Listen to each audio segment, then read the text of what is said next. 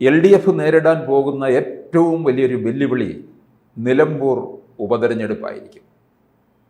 എന്തായിരിക്കും അവിടെ സംഭവിക്കാൻ പോകുന്നതെന്നുള്ളത് വലിയൊരു ആകാംക്ഷയോടാണ്. കാരണം പ്രവചിക്കുക സാധ്യമല്ല. കാരണം അടിയൊഴുക്കുകൾ ഒരുപാടുണ്ടായിരിക്കുന്നതിന് ശേഷം രാഷ്ട്രീയ രംഗത്ത് വലിയ ചലനങ്ങളും ഉണ്ടായിരിക്കുന്നു. ഇപ്പോൾ PV അൻവർ ആയിരുന്നു എങ്കിൽ CPM തന്നെ അവിടെ ജയിക്കുമെന്നുള്ള ഉറപ്പാണ്. PV അൻവർ അതിനോട് വിട പറഞ്ഞിട്ടിപ്പോൾ തൃണമൂൽ കോൺഗ്രസിലേക്ക് ചേക്കേറിയ സ്ഥിതിക്ക് എന്താണ് സംഭവിക്കുക എന്ന് പറയാൻ പറ്റില്ല.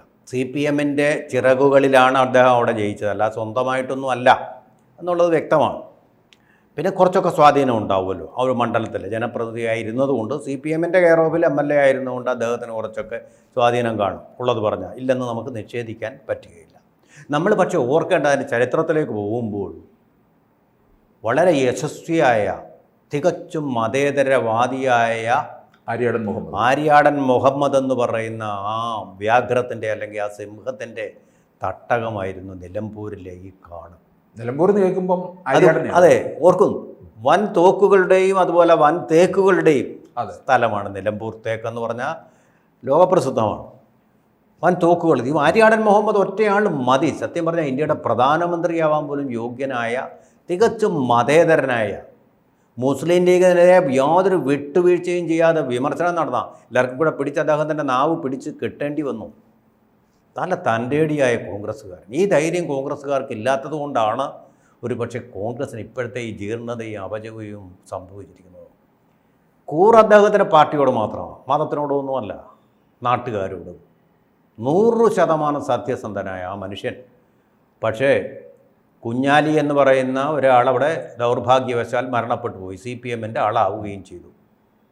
അപ്പോൾ ആര്യാടൻ ഇങ്ങനെ സൂര്യശോഭയോടെ പ്രശോഭിപ്പിക്കുമ്പോൾ അദ്ദേഹത്തിനെ ഒന്ന് ഒതുക്കാൻ വേണ്ടി അദ്ദേഹത്തിൻ്റെ പേരിലാക്കി വെച്ചു കേസ്. അദ്ദേഹമാണ് കൊലപാതകി എന്നുള്ളൊരു പേര് അദ്ദേഹത്തിന് ചാർത്തിക്കൊടുത്തു. CPM എന്ന് പറയുന്ന ഈ മതേതരത്വത്തിൻ്റെ പ്രഘോഷകർ ഒരിക്കലും ചെയ്യാൻ പാടില്ലാത്ത നെറുകേടാണ്. അദ്ദേഹം അങ്ങനെ ചെയ്യുന്ന ആളല്ല എന്ന് CPMന് തന്നെ അറിയാഞ്ഞിട്ടല്ല, രാഷ്ട്രീയമായിട്ടുള്ള ഒരു കേസ് ചാർജ് ഷീറ്റായിരുന്നു. അതിൽ നിന്ന് അദ്ദേഹം രക്ഷപ്പെട്ടു പോന്നു, സത്യം ജയിച്ചു അവിടെ. അതിനുശേഷം CPMൻ്റെ മന്ത്രിസഭയിൽ അംഗമാക്കുകയും ചെയ്തു. ഏവരാലും ആദരിക്കപ്പെടേണ്ട ഒരു വ്യക്തിയാണ്. EK നായനാർ പോലും അദ്ദേഹത്തെ ആദരിച്ചിരുന്നു എന്നുള്ളതാണ് സത്യം. EK നായനാറിൻ്റെ ഒരു സത്യപ്രജ്ഞയിൽ ഇപ്പോൾ ഞാൻ കണ്ട കാര്യം ആര്യാടാ എന്ന് പറഞ്ഞ് EK നായനാർ അദ്ദേഹത്തിൻ്റെ സ്വതസിദ്ധമായ ശൈലിയിൽ ഇങ്ങനെ കെട്ടിപ്പിടിക്കുക. പാർട്ടിക്കാരെല്ലാം ഇരിക്കുമ്പോഴാണ് രാഷ്ട്രീയത്തിന് അപ്പുറമുള്ള അത് അദ്ദേഹത്തിന് അങ്ങോട്ടും അങ്ങനെ തന്നെ. ചുണ്ടിൽ നിന്ന് ഒരിക്കലും സിഗരറ്റ് ഒഴിയത്തില്ല. അയ്യോ, അത് വലിയ കഷ്ടമാണ്. MLA ഹോസ്റ്റലിൽ ആണ് അദ്ദേഹം താമസിച്ചിരുന്നത്. വളരെ സിമ്പിൾ ലാളിത്യത്തോടെ ജീവിച്ച ആൾ. കതർ മുണ്ട്, കതർ ഷർട്ട്, പിന്നെ വെളുത്ത ഒരു സിഗരറ്റും കാണും ചുണ്ടിൽ, അതിൻ്റെ വെളുത്ത പുകയും. ഇതാണ് ആര്യാടൻ. അദ്ദേഹം നിന്ന് പുകച്ചിട്ട് മയ്യാഞ്ഞിട്ട് ആരോടെ ഫോണിൽ സംസാരിക്കുകയും ചെയ്യുന്നുണ്ട്. അദ്ദേഹം കട്ടിലേൽ കാലെടുത്ത് വെച്ചിട്ട് പുകയ്ക്കാൻ തുടങ്ങി. ഇത് കെട്ട് കഴിയുമ്പോൾ അടുത്ത് തുടങ്ങും. അങ്ങനത്തെ ഒരു മനുഷ്യനുമാണ് ഇന്ന് അദ്ദേഹം. സിഗരറ്റിനോടൊരു വല്ലാത്തൊരു ആവേശം ഉണ്ടായപ്പോൾ ആരോഗ്യ പ്രശ്നം, അല്ലെങ്കിൽ എന്നും അദ്ദേഹം കുറച്ചു കാലം കൂടെ ഒക്കെ ജീവിച്ചിരിക്കേണ്ടതാണെന്ന് എനിക്ക് തോന്നുന്നു.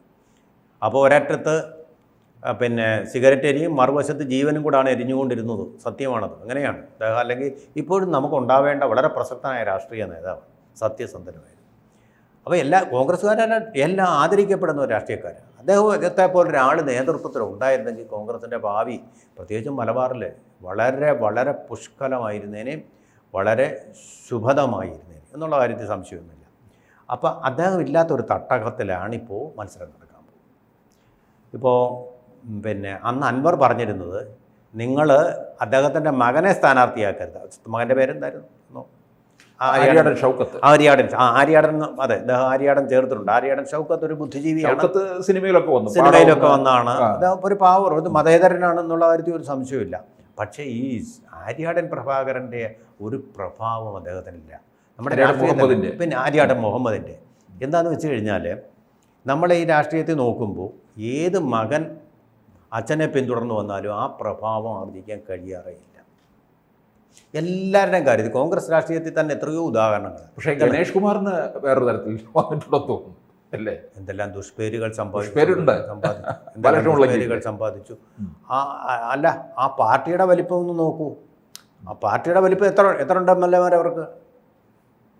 ഇദ്ദേഹം നല്ല മന്ത്രിയാണ്, പക്ഷേ KSRTCയിൽ ഇപ്പോൾ കൃത്യമായിട്ട് ശമ്പളം കൊടുക്കുന്നുണ്ട്. കഴിവുള്ളവനാണ്. ഒരുപക്ഷെ അഞ്ച് ആർ ബാലകൃഷ്ണൻ തവണയായിട്ട് പക്ഷെ അത്രയും കഴിവുണ്ടായിട്ടും സ്മാർട്ടായിട്ടും സിനിമാ നടനായിട്ടും ഒക്കെ ഇപ്പോൾ CPM പോയി കഴിഞ്ഞാൽ ആ മുന്നണിയിൽ പോയി കഴിഞ്ഞാൽ അദ്ദേഹം ഒന്നുമല്ല. അത് ശൂന്യതയാണ് അദ്ദേഹം. അതൊരു ഇപ്പോൾ ആർ ബാലകൃഷ്ണപിള്ള എന്ന് പറഞ്ഞാൽ അങ്ങനെയാണോ? പാർലമെൻറ്റിൽ പോയിട്ട് തിളക്കമാർന്ന പ്രസംഗം, അദ്ദേഹത്തിൻ്റെ വായാടിത്തം കൊണ്ട് മാത്രം അല്ല, അതിന് അല്ലെങ്കിൽ കരുണാകരൻ്റെ സമയത്ത് തന്നെ കുറച്ചുകൂടി ഉദിച്ചുയരാൻ പറ്റുമായിരുന്ന ഒരാളാണ്. UDF എന്ന് പറയുന്ന ഒരു സംഭവം രൂപം കൊള്ളുന്ന പിന്നെ അതെ, കേരള കോൺഗ്രസിൻ്റെ ഈ വളർച്ചയ്ക്ക് പ്രധാനപ്പെട്ട കാരണവും അദ്ദേഹം തന്നെയാണ്, ഒരു സംശയമില്ല. അദ്ദേഹത്തെ പിന്നെ പിൽക്കാലത്ത് അങ്ങ് തള്ളിക്കളഞ്ഞു.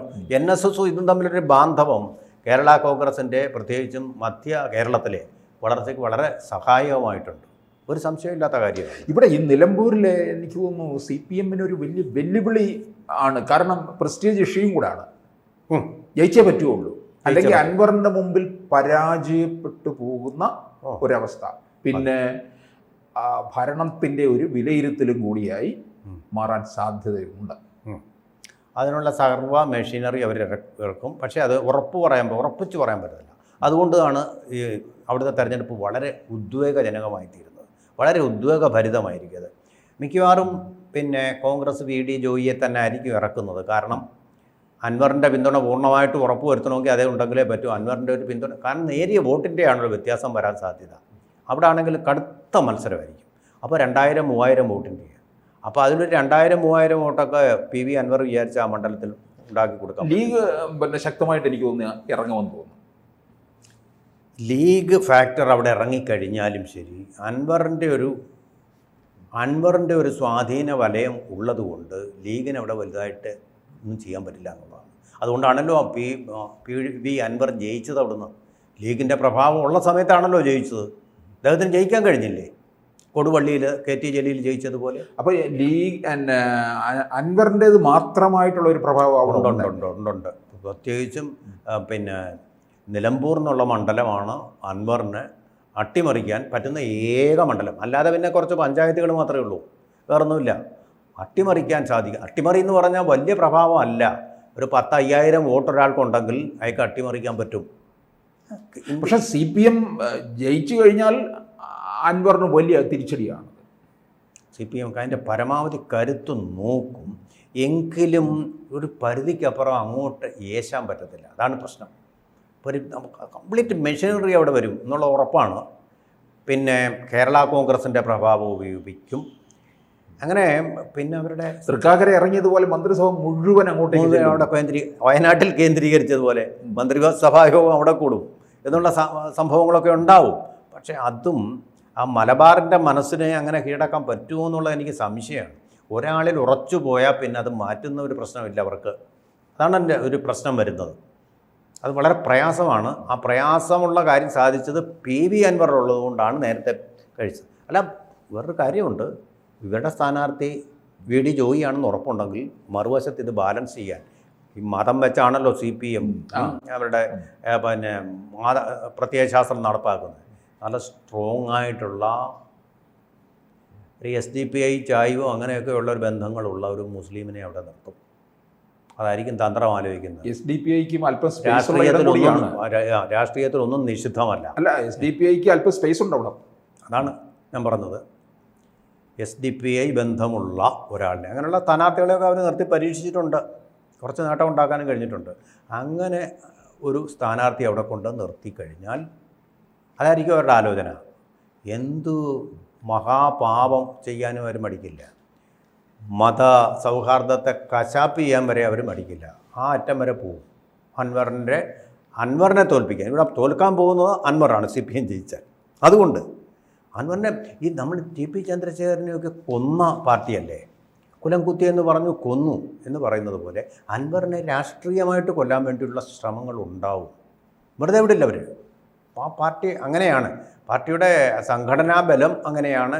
പാർട്ടിയുടെ സ്റ്റഡി ക്ലാസ്സുകളിൽ പറഞ്ഞു പഠിപ്പിക്കുന്നു അങ്ങനെ തന്നെയാണ്. രഹസ്യ ക്ലാസ്, സ്റ്റഡി ക്ലാസ് എന്ന് പറയുമ്പോൾ അതിൻ്റെ രഹസ്യ ക്ലാസ്സുകളിൽ അത് തന്നെയാണ് പറഞ്ഞു പഠിപ്പിക്കുന്നത്. രഹസ്യ ക്ലാസ്സുകളിൽ അങ്ങനെയുള്ള നിർദ്ദേശങ്ങൾ കൊടുക്കാറുണ്ട്. അതിന് നമ്മൾ പറഞ്ഞ രേഖാമൂലമായിട്ടുള്ള ഈ നയരേഖ പോലൊന്നും വരില്ല. അത് നീ അവനെ അടിക്കണം നിർദ്ദേശമാണ്. ആ കേഡർ അത് ഏറ്റെടുക്കും. പാർട്ടിയുടെ അതങ്ങനെയാണ്, പണ്ട് മുതലേ അങ്ങനെ തന്നെയാണ്. അല്ല പുതുതായിട്ടുണ്ടായിട്ടുള്ള ഒന്നല്ല. അവരുടെ ശത്രുക്കളെ ഇല്ലാതാക്കുക എന്നുള്ള നയമുണ്ട്. ഉന്മൂലനാശനം തോറ്റു. ഈ PV അൻവറിന്റെ വിജയം ഉണ്ടായി കഴിഞ്ഞാൽ, അല്ല അൻവർ മത്സരിക്കില്ല, അൻവറിന്റെ ഭാഗത്ത് നിന്ന് UDF-ന്റെ ഒരു വിജയം ഉണ്ടായി കഴിഞ്ഞാൽ അത് കേരളത്തിൽ തൃണമൂൽ കോൺഗ്രസിന്റെ ഒരു വിജയം കൂടിയായി മാറുമോ? അത് വലിയൊരു രസമാക്കി. തൃണമൂൽ കോൺഗ്രസിന് കേരളത്തിലേക്ക് ഒരു ഫുട് പ്രിന്റ് ഉണ്ടാക്കി കൊടുക്കുകയാണ് ഇത് ചെയ്യുക. അങ്ങനെയാണെങ്കിൽ പുള്ളിക്ക് അഖിലേന്ത്യാ നേതൃത്വത്തിലേക്ക് ഇടം കിട്ടാൻ സാധ്യതയുണ്ട്. അഖിലേന്ത്യാ നേതൃത്വത്തിലേക്ക് അദ്ദേഹത്തെ പ്രൊമോട്ട് ചെയ്യാൻ സാധ്യതയുണ്ട്. ബംഗാളിൽ നിന്നൊരു രാജ്യസഭാ സീറ്റ് മമത കൊടുക്കും, ചിലപ്പോൾ കൊടുക്കും. ഒരു കമ്മ്യൂണൽ കലാപം ഉണ്ടാകാൻ സാധ്യതയുണ്ട്. മാൾഡയിൽ ഇപ്പോൾ വലിയ കമ്മ്യൂണൽ ഹിന്ദുക്കളെ മുഴുവൻ അടിച്ചു നിരത്തിക്കൊണ്ടിരിക്കുക. ഈ CPM-നേക്കാൾ കൂടുതൽ വർഗീയവാദിയാണ് ശരിക്കും മമതാ ബാനർജി. മാൾഡയിൽ ഹിന്ദുക്കളെ മുഴുവൻ അടിച്ച് മാൾഡ മുസ്ലിം ഭൂരിപക്ഷമുള്ള സ്ഥലമാണ്. എപ്പോഴും കമ്മ്യൂണിസ്റ്റ് പാർട്ടിയായിരുന്നു അവിടെ ജയിച്ചുകൊണ്ടുവരുന്നത്. അപ്പം മമതയും കയ്യേറി, കമ്മ്യൂണിസ്റ്റ് പാർട്ടിക്ക് അടുക്കാൻ പോലും പറ്റില്ല. ഹിന്ദുക്കളെ മുഴുവൻ ഉപദ്രവിച്ച് ക്ഷേത്രങ്ങളും തകർത്തുകൊണ്ടിരിക്കുക. ഹിന്ദുക്കളായതുകൊണ്ട് അതൊരു വാർത്തയാകുന്നില്ല എന്ന് പറഞ്ഞാൽ, ഈ മനുഷ്യനെ പട്ടി കടിച്ചാൽ അത് വാർത്തയല്ല എന്ന് പറയുന്നത്. ഹിന്ദുക്കളെ തല്ലുക കൊല്ലുക എന്ന് പറഞ്ഞാൽ വാർത്തയല്ല, മറിച്ച് പട്ടിയെ മനുഷ്യൻ കടിച്ചാൽ വാർത്തയാവും. തിരിച്ചു ചെയ്ത് കഴിഞ്ഞാൽ അത് ആഗോള പ്രസിദ്ധമായിട്ടുള്ള വാർത്തയായിട്ട് വർത്തമാനമായിട്ട് മാറും. കൂടുതൽ വാർത്തകളും വിശേഷങ്ങളും നിങ്ങളിലേക്ക് എത്താൻ ABC മലയാളം സബ്സ്ക്രൈബ് ചെയ്യുക, ബെൽ ബട്ടണും അമർത്തുക.